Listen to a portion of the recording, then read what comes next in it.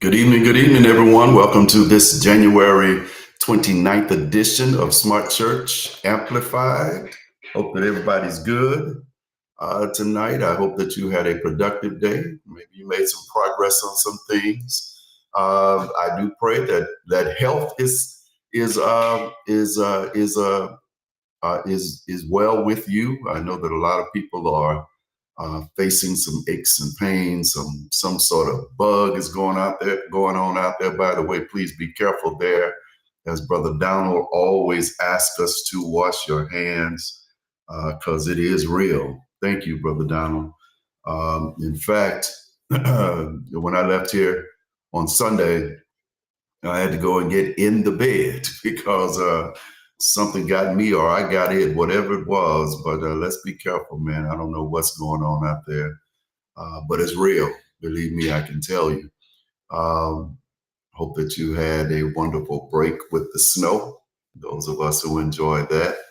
I've been telling people, I don't know, maybe my offspring, including little brother Cole, might be different. All of them were over it. They didn't want to have much to do with the snow. But I hope that you guys had fun with it. This is me. I'm no meteorologist at all, but I don't think that's going to be the last time. I think those people have punched a hole in the ozone layer and have messed up this earth.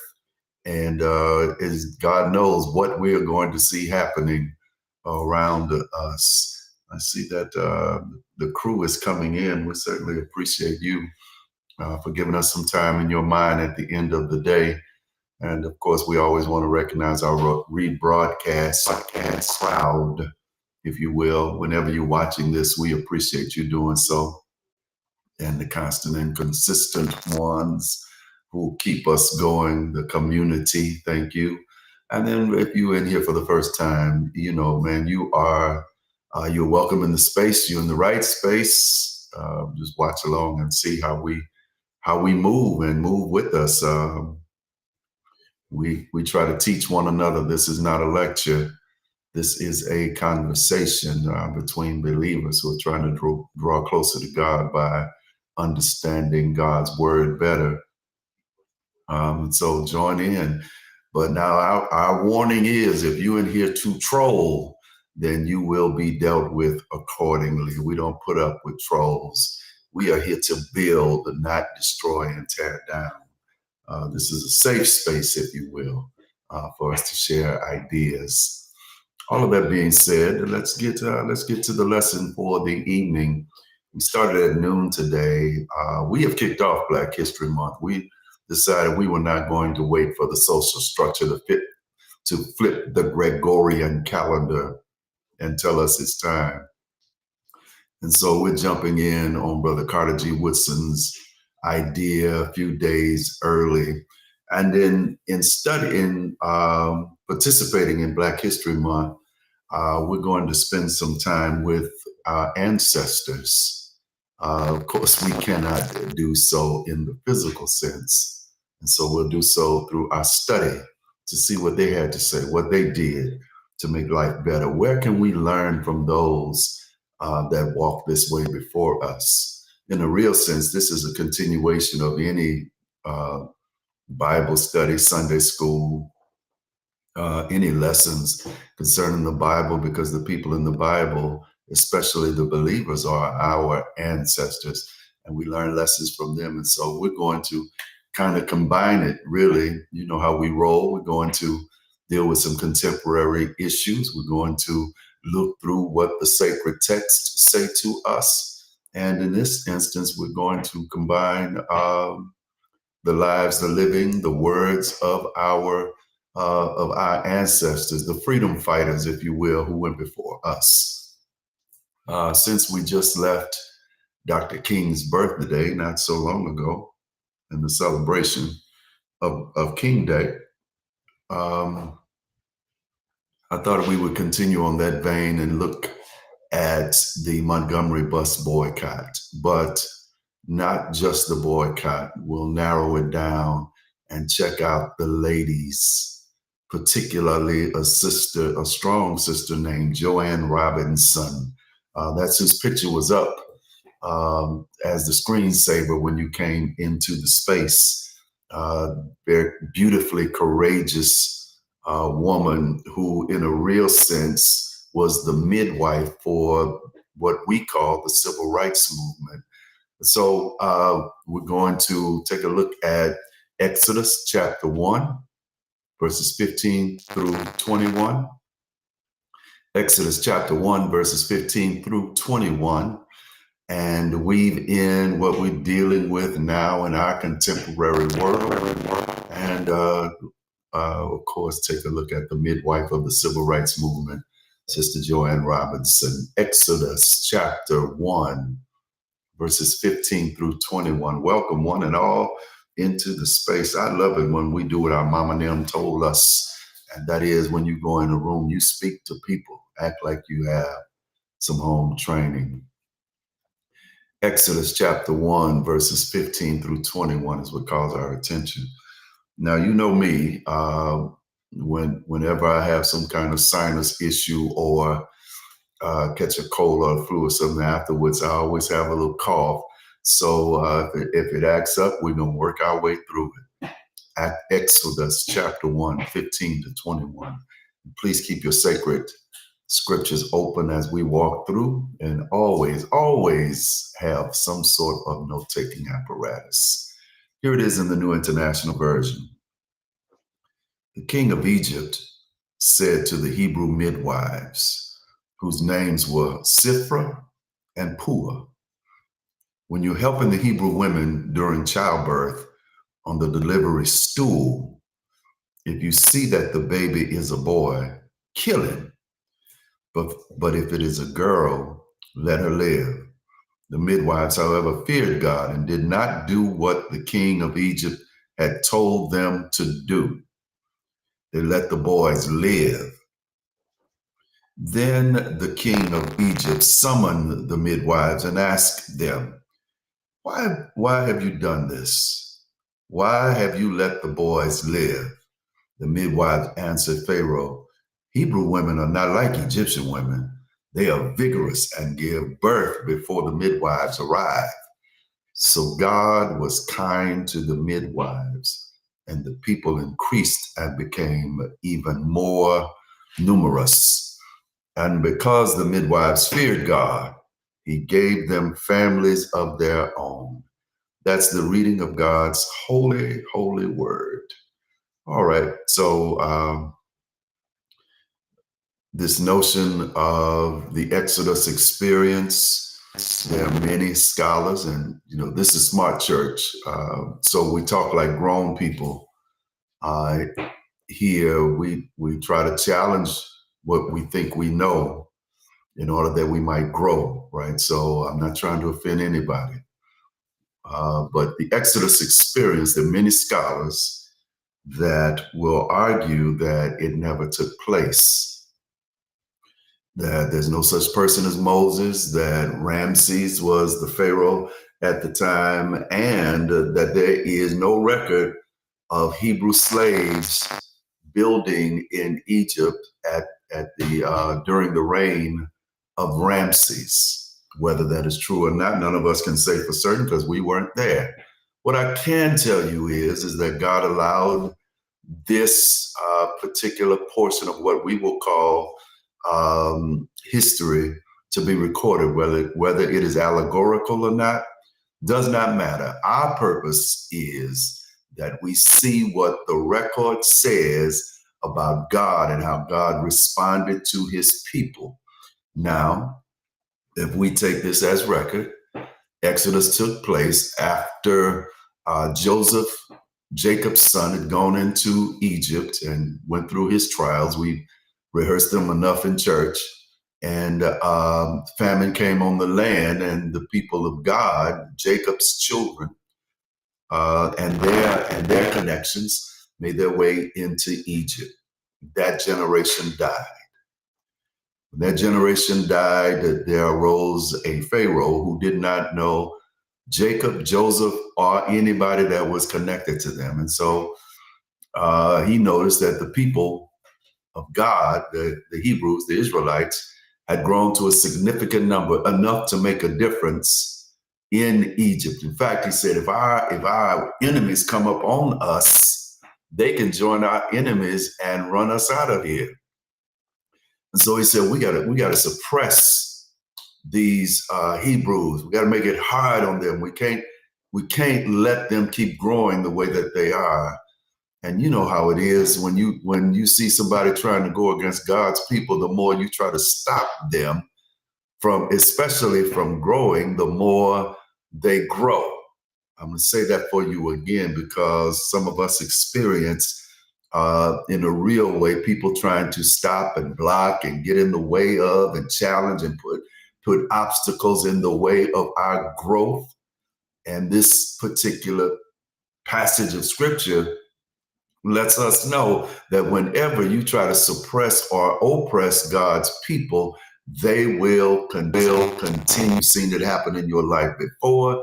And believe me, if they try you again, God is going to keep making you grow. That's what happened. The people of God kept growing. And so Pharaoh decides, I'll tell you what, I'm writing an executive order. Tell the midwives, in fact, he called, we can suppose, leaders of the midwives, so for Sifra and Pua, and says, whenever there's a Hebrew boy born, kill him. We got to stop. We got to kill the seed. And we don't have time to go into that. Kill the seed, and maybe we can stop the people from growing. But of course, Sifra and Pua did not do that. They followed the will and the way of God. What is interesting, sisters and brothers, is we always talk about and celebrate the birth. And now we're using that metaphorically, of course, when we talk about movements and when we talk about what God is doing and when we talk about just actions that deserve our attention and our celebration.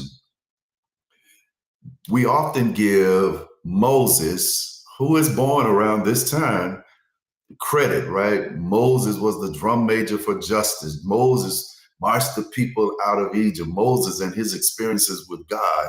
But please recognize and realize that without Sifra and Pua, there probably would not have been a Moses, right? I would suggest to you that the move of God, that to take the people of God out of bondage and oppression, the move of God that started God's people on their way to the so-called promised land, was only possible because of these midwives who decided that what God was doing was more important than Pharaoh's little feelings and trying to protect him and his own, right? And so in a real sense, the heroes of the Exodus 1, 2, and 3, what we call chapters, right, is not Moses, is not a burning bush, is not Pharaoh's daughter for taking Moses. The real sheroes in this situation is Sifra and Pua, who said, we are not called to take life, we are called to give life. Same thing.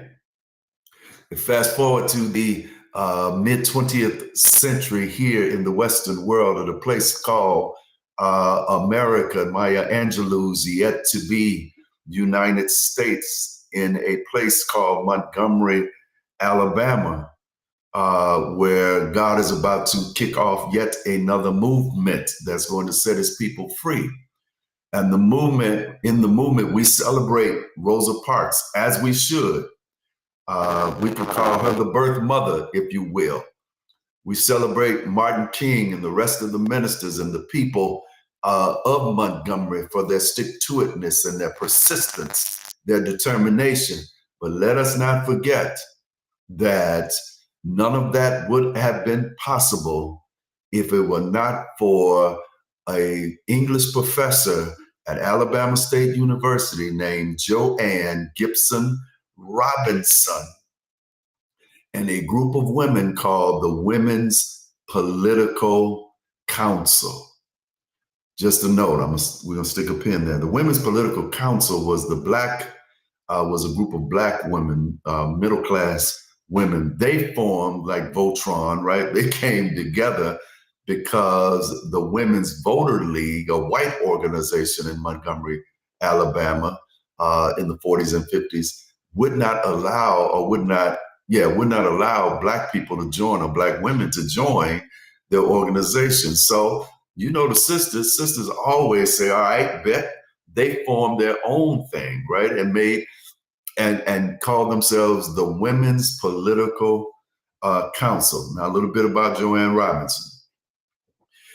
She's born in a very small town about 25 miles outside of Macon, Georgia. She is the 12th of 12 children, but she is the only one that goes on to graduate, go to college, one Fayetteville State University, go to college, graduate. She began teaching in the local schools in Georgia. And if I'm not mistaken, she received a master's degree at Clark Atlanta University, then Atlanta University, and transferred over in about 1949 to teach at Alabama State. End of that pause. Let's keep moving. So we know that God begins his movement in Egypt land, if you will, by having two women who were midwives stand up to Pharaoh. Now you got to remember that Pharaoh does not just represent a man. Pharaoh also represents Egypt, right? The mightiest land in the world and mightiest people in the world, and all of their land and all of their resources. And these women decide that they're going to stand up, not just in this patriarchal society, but against everything that Pharaoh represented. I think it is a commendable, sisters and brothers, even when we fast forward and look at Joanne Robinson and the Women's Political Council, it is commendable that these women, in a society that is basically run by men, where women didn't even have a word, right? That they decided that they would be enterprising enough, they would be submissive enough to something that is greater than they were, to, in both cases, a move of God, to allow themselves to be used by God in a major way. I wonder, since we talked just that much, I want to pose a question to you. Thus far, we've covered this. We know that Sifra and Puah midwifed, or were the midwives to the Exodus experience. We also know that Joanne Robinson and the Women's Political Council were the midwives, or midwifed, this what we call the civil rights movement. Here's my question. What will you help to bring to life that's going to make a difference in people's lives while you are here, right? What are you going to do? Are you going to mentor somebody? Are you going to teach somebody something that might go in the ground with you when you die? Are you going to invest in somebody, contribute to somebody's well-being? Are you going to take care of some? What are you going to do? And I dare say,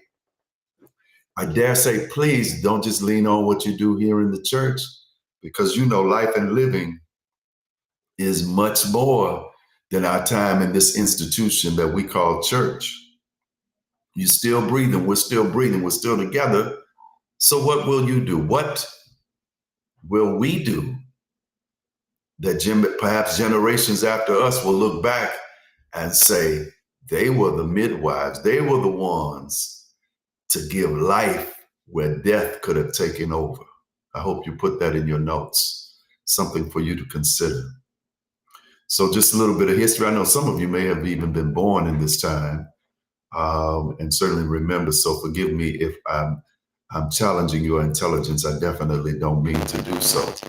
The Montgomery bus boycott was the result of Rosa Parks keeping her seat on Thursday, December 1st, 1955, against the Montgomery city ordinance concerning segregation on their city buses. And as the now ancestor, Reverend Dr. Charles Adams, said, a bus driver growled at her and told her to get up, gal, and she sat down. And as you know, all that we say about that, she sat down so and so could walk, and da da da da da. So she kept her seat, was arrested, and that gave life to what Sister Robinson and the Women's Political Council had been waiting for. But you got to know that Rosa Parks was not the first one to be assaulted by the white racist city bus drivers. You probably have heard of Claudette Colvin, the 16-year-old girl who in March of that same year was accosted and arrested and found guilty, and had to pay her fine and all. And Claudette Colvin's testimony is so powerful because she says they were in Negro History Week, and her teachers had been teaching her about her ancestors, and she just felt like Harriet Tubman and Sojourner Truth were telling her that she should not get up. That's her own words from her book. And so that took place. But Miss Robinson and a gentleman named Edward Daniel Nixon decided that this 16-year-old girl who had a Peter type mouth, she cussed them out. And some say she was pregnant, some say she wasn't, that she wasn't a good candidate. So that's March. So let's say 9 months later, when Ms. Parks didn't get up, then that's when they said, okay, we got the case that we want in order to boycott the bus system. The Women's Political Council had been looking for a case because this had been going on. Not only was Ms. Parks not the first one, but this was not the first bus boycott. In 1953, Baton Rouge had its version of a bus boycott here. And even before that, in 1900, in Montgomery, Alabama, they boycotted the streetcars because of the same kind of mistreatment. I brought all of that history up to remind somebody that God's timing, man, it is just amazing. Think about this. Had Miss Parks kept her seat in 1954, this thing probably would not have worked because it wasn't in God's timing. But you remember that you have Claudette Colvin in March, Emmett Till in August, right, in Mississippi. And all of that stuff is building among Black people in the South. The people in Montgomery are frustrated because these white boys mistreating them, especially they would seemingly especially mistreat the women on the bus, the Black women on the bus. All of this stuff is building, and it is if God says, now it's time. It's the same thing when you look at what happened in the Exodus experience, right? All of that time, we're told 400 years in Egyptian slavery, and it just kept getting worse and worse and worse until when we flip over from chapter 1 to chapter 2 in verse 23, we read that the people of God were crying out, and their cries went before God. And God said, now is the time. Next thing you know, he's hooking up with Moses on the backside of a desert and is on and popping, right? Pharaoh and Egypt are in trouble. It is God's timing. I might be preaching to myself right about now, but I just have to remind myself, and perhaps you will do the same, that we really have to consider God's timing, even with our praying, even with our fasting, even with our obedience and our faithfulness unto God. It is always going to be God's timing. And it can be frustrating waiting for God. I know I'm not the only one, but let me encourage you through these two stories that we're weaving together tonight, that God's timing is always perfect. The Exodus experience may not have worked if it had been earlier or if it had been later. And I am convinced that Montgomery would not have worked if there was not Baton Rouge first to give a model for Martin King to come to Baton Rouge and sit with his friend, the Reverend Dr. T.J. Jemison, to study what to do and what not to do. God's timing is always perfect. So check what happens. Pharaoh takes the time and gives his executive order, kill the baby boys, right?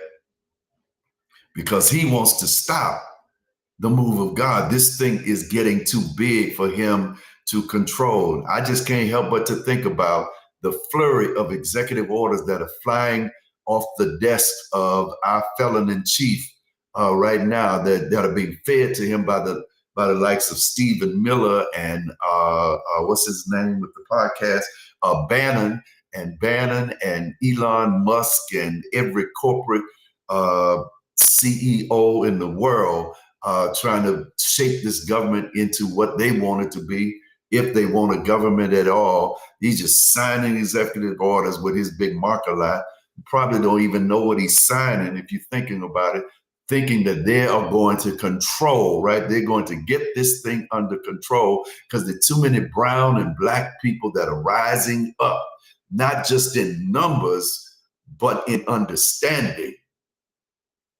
But as I've been saying for a few years now, and I actually picked it up from Dr. Greg Carr, you can't stop the rain, baby. Just like you can't stop the rain, you can't stop God. The more pressure that is put on us, the more stress we are under. Watch how people of God grow. And I ain't talking race. I'm talking everybody that is for humanity. Everybody that wants to see people do the best they can with the life that they're given. The more they try to stop life, the more they try to cut off life. You watch God do his thing. They can't stand against our God. But we have to participate. But we have to participate. But we have to participate. And that's, sisters and brothers, where Sifra and Poor come in.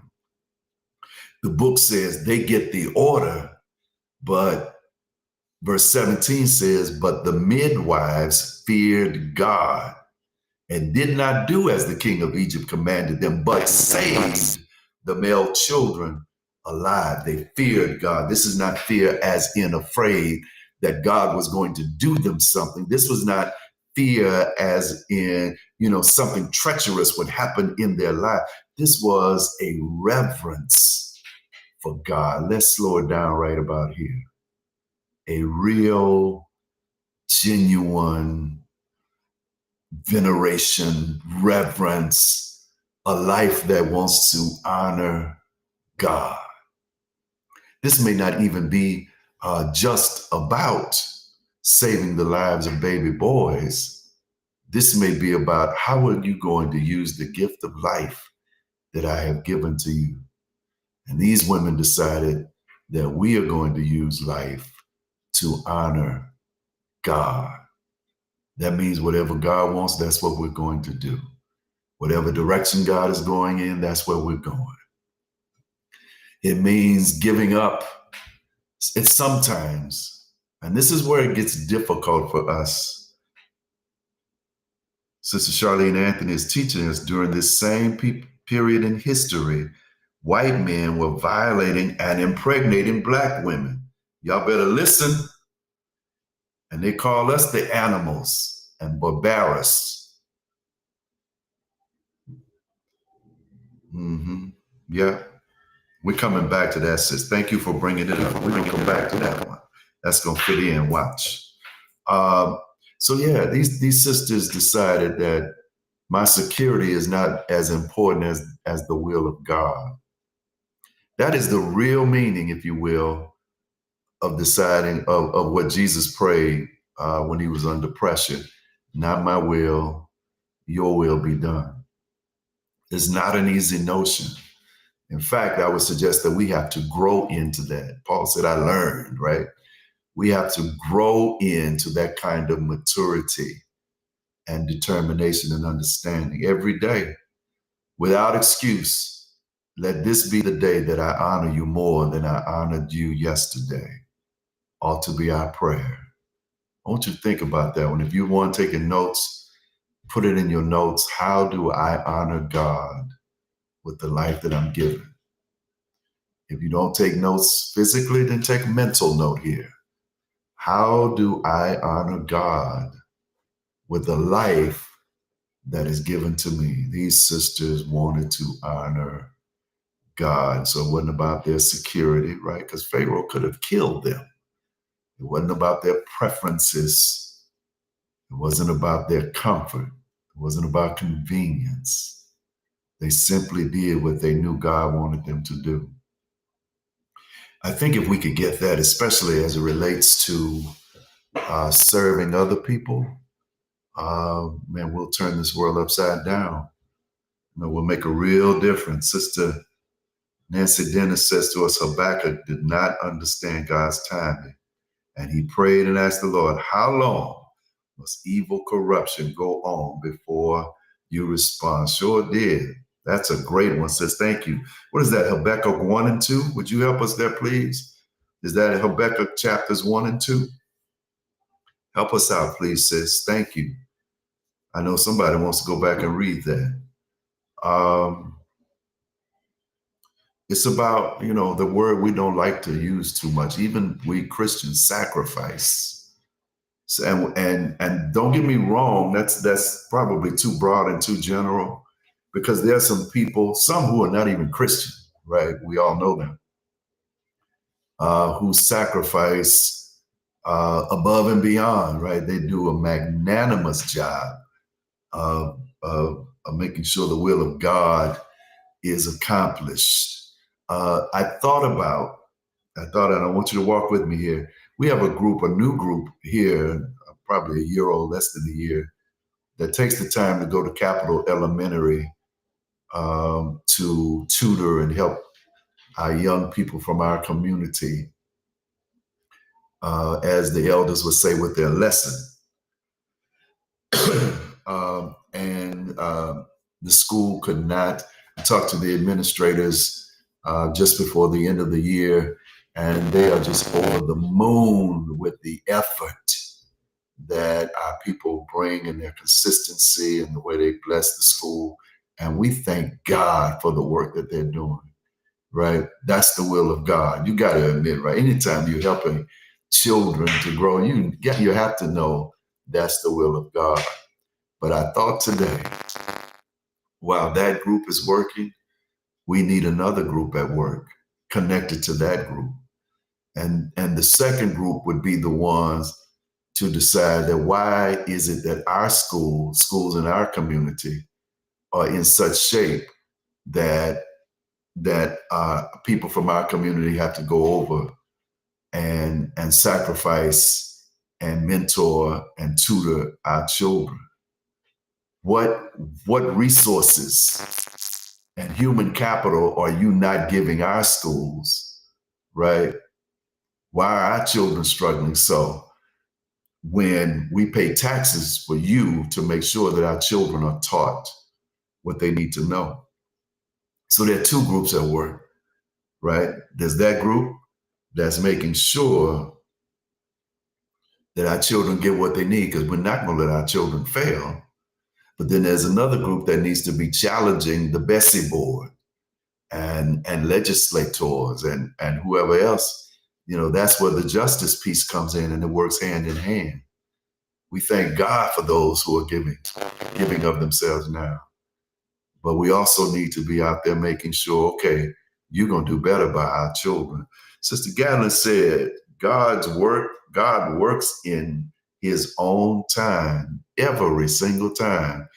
And sis, I know you're right, because I tried to change God's mind and change God's timing, and it don't work that way. God will do what God will do in God's time. So what we see at work with with Sifra and Pua, the midwives, and then Sister Robinson and the women of the Women's Political Council is resistance of ungodly laws. Because we know that humans make laws that are going to benefit them under the guise of we're doing what's best for society. Hence, we can refer back to all of these executive orders that are flying out of 1600 Pennsylvania Avenue, right? There are some directives given to us. Let's see, I'm gonna pause there. Sister Irma Jones says, just a piece of history you may not know. Dr. Martin Luther King spoke in White Castle to keep those folk from capturing and harming him. A lady named Alfreda T. Tant put him in her trunk and drove him to Baton Rouge. You better talk, sister. Y'all better get that down. Thank you. Never, ever knew that. I love that. Huh. Yes, indeed. That's why I like this space. See, you weren't going to learn that sitting in a history class somewhere, but you learned it from somebody who know what they know what they talking about. Thank you, Ms. Jones. Man. Yes, indeed. I got to get that one down. Thank you. And we are told in Romans chapter 13 to follow the law. You're just supposed to obey. How many times have we seen a sister and brother killed in the last 10 years or so, and the dominant culture used the excuse, all they had to do was just do what the officer told them, and it wouldn't have turned out that way. All they had to do was follow directions. And you know, when somebody is intent on doing you harm, you can follow directions and they are going to find a way, right? I love the one, speaking of Dr. King, I love the one when they say, well, look how they dress with the hoodie and the baggy pants. And somebody posted King in a suit complete with the hat and the police dragging him down the street. So it's not about what you look like. It's not even about your following instructions. If they're going to do you harm, they're going to do you harm. I'm just making sure because y'all dropping gems tonight.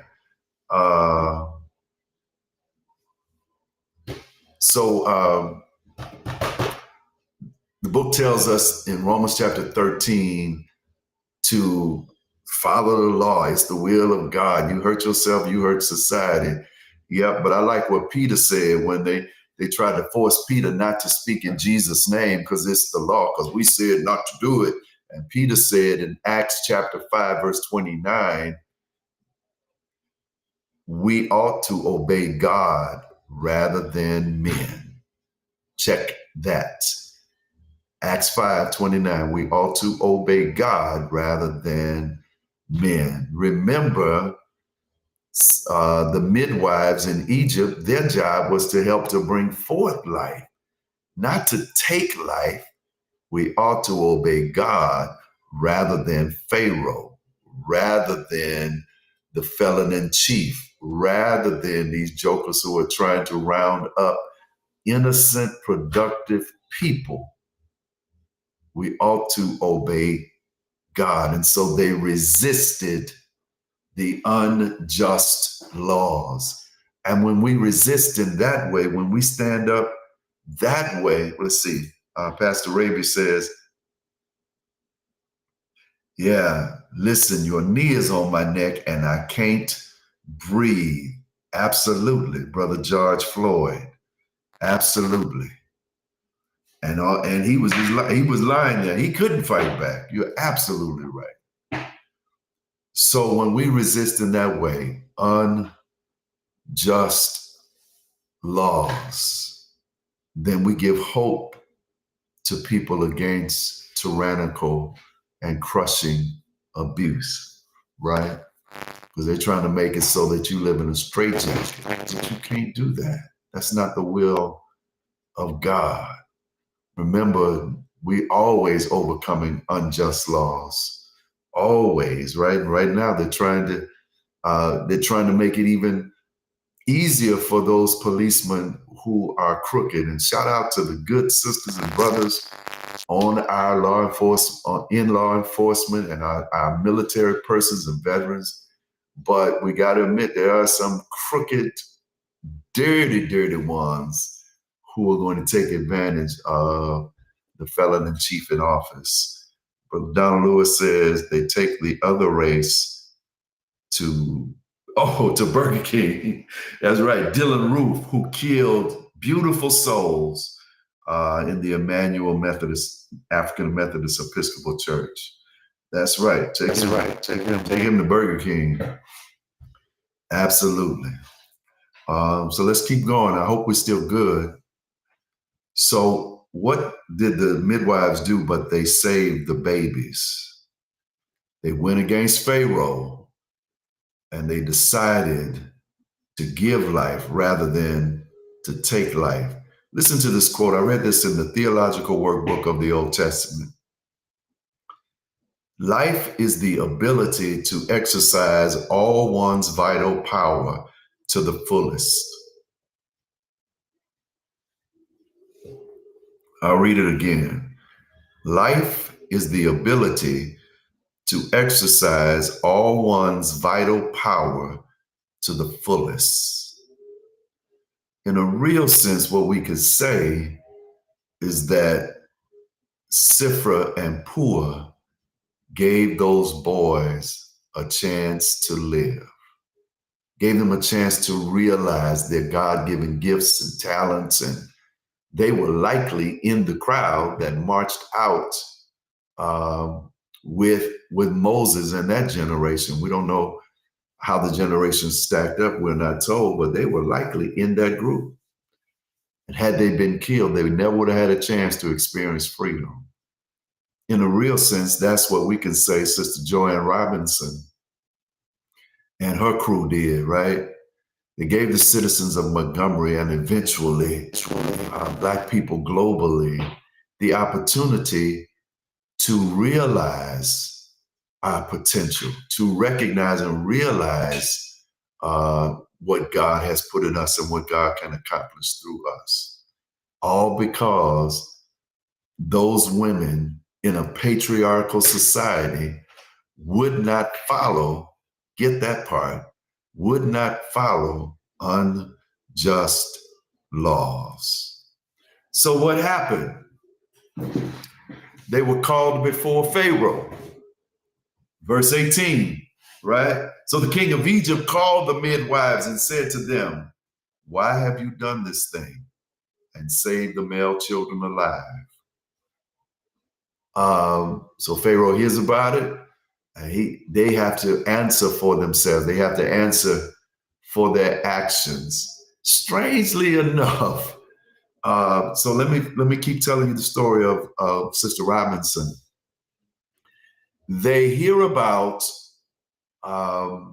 Rosa Parks' arrest. In fact, E.D. Nixon, who was an activist in Montgomery, long before even King came on the scene in Montgomery. Edward Daniel Nixon is told about the incident. Somehow the word gets to Miss Robinson and the people at Alabama State. Daniel started doing his thing, calling the ministers. He's a deacon at Hope Street Baptist Church in Montgomery. So he starts working with his minister to call ministers together for a meeting the next day. Meanwhile, Joanne Robinson and the Women's Political Council meets that Thursday night to to decide what they're going to do. They figure or they decide this is finally our chance to have a boycott.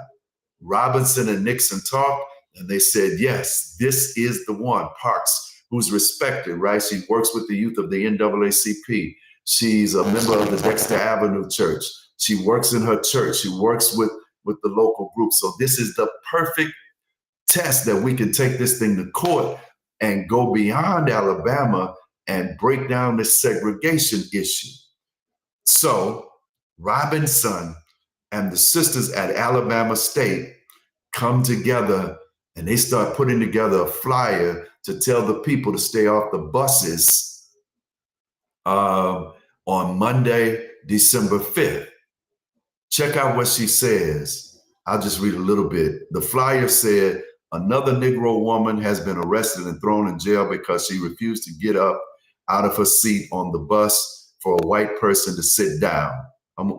It's the second time since Claudette Colvin, right? Claudette Colvin is in March. This is December. So 2 times since then, white boys have mistreated Black women on the bus. I'm gonna skip down some where she says, next time it could be you, right? It could be your mother or your daughter or your sister, right? And then towards the end, she says, you can afford to stay out of school, or you can afford not to go to work for one day. Stay off the buses. Please, children and grown-ups, don't ride the bus at all on Monday. So they create these flyers. She said 3 on the sheet.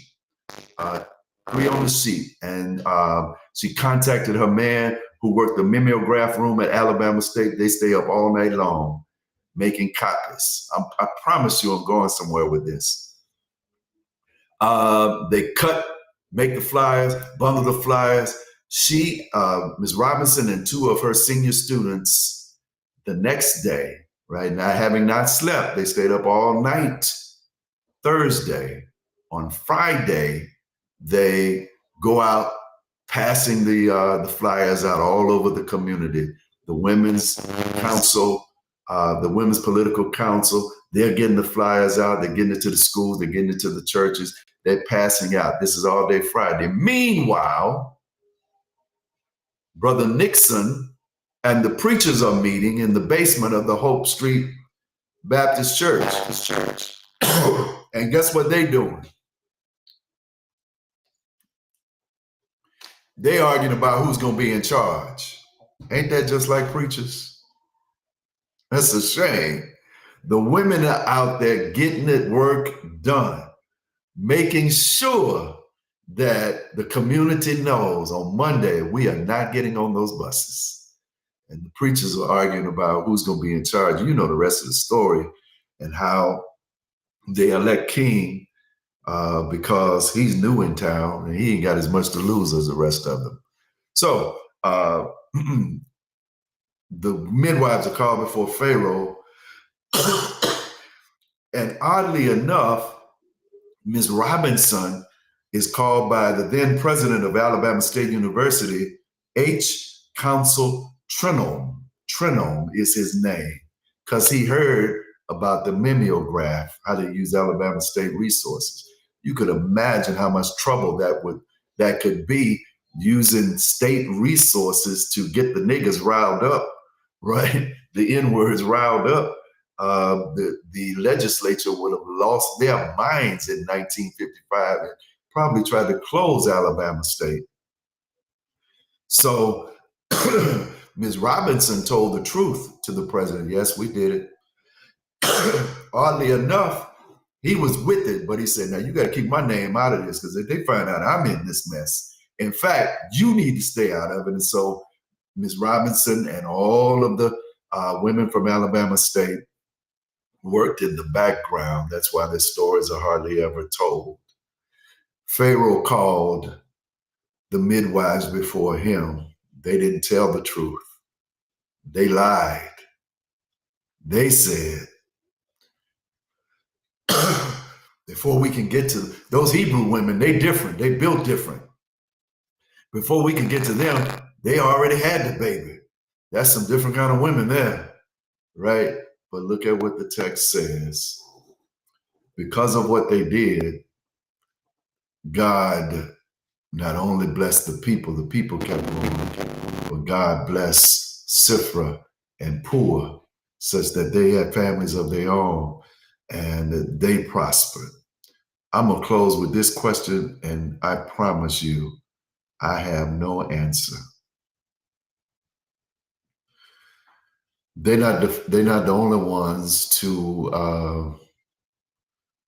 lie in the name of the Lord. Remember Rahab. Rahab, when she hid the spies and they came and she let them out and they lied and they asked her and she lied and said, I don't know. Same thing with these two women. They lied and God blessed them. Get it in your notes. Sit down and think about it. Maybe we'll talk about it again. Oh, Sister Nancy Dennis said the midwives honored God with the life given to them by not bowing to the king. Yep. But I want to talk about this lie thing. Did God bless them for lying? God excused their lie? The ninth commandment says, thou shalt not lie. Rahab was honored. She's in the genealogy of Jesus. We didn't even talk about genealogy tonight. She's in the genealogy of Jesus. These two women, God blessed them, and they straight up lied, made some stuff up. What do we do with that? I have no answer. I hope that you do, and will teach us the next time we're together. Let's see. Sister Lucille Bazille says, in my lifetimes, we had to go to the back of the bus to let the white people sit down. Oh, but look at what God did. Praise God, sis. Thank you for that testimony. I know there are others. Thank you for letting us know. You all have seen it, lived it. And we're not done yet because we still don't have justice, but we're going to get it. We're going to get it. So what are we going to do with that thing, man? Those women straight up lied. And God bless them anyway. I'm going to be interested to hear what you have to say. Brother Donald Lewis says, they keep telling me at the center something as simple as washing your hands. Stay woke. Oh, yeah. We were just talking about that, man. Please wash your hands. So I got quite a few announcements. Brother Larry Richardson's funeral is going to be here at Elm Grove at noon this Friday. If you didn't get the notice through the text messages, noon Friday, we will solemnly and sacredly give our brother his homecoming service Friday at noon here at Elm Grove. We're celebrating 100 years, and we're kicking it off with a Valentine's Day soiree called The Love Letter. It is going to be powerful, off the chain, if you will. So be there with us. Get your boo. You all dress up and come. Even if you don't have a boo, come and dance with us. Have a good time. It's all right for church people to have a good time. So please come. Tickets are $35. You can get them after service here at Elm Grove, or call the church. I'm sure there must be some electronic way to pay for it. Also, for the 100th anniversary, we're trying to put together a display, if you will, of nostalgic pieces from our church's history, or from history when our church was operating. Please see Sister Yvonne Sutton concerning that. Let's see. 2 elections coming up February 15th. So we definitely want to participate in the electoral process, please, sir and ma'am. Clarence Jones and Heritage will host its annual Festival of Negro Spirituals on February 1st, 3 p.m. at Shiloh Missionary Baptist Church. Festival will present groups from local high schools, Southern University, and groups from all over our state. Don't forget our sister Demetri Canty, and also the officers and members of the Christian Fellowship Bowling League invite you to join them for their 2025 Winter Mixed Adult Bowling League at All-Star Bowling Lanes. The league begins on February 7th, 6:30, and continue each subsequent Friday at 6:30 for 17 weeks. Our league is one of Christian fellowship and fun and friendly competition. Let's see. There's a sign-up sheet here at the church, or you can contact the church for more information. Thank you all so much for being patient and for working with us.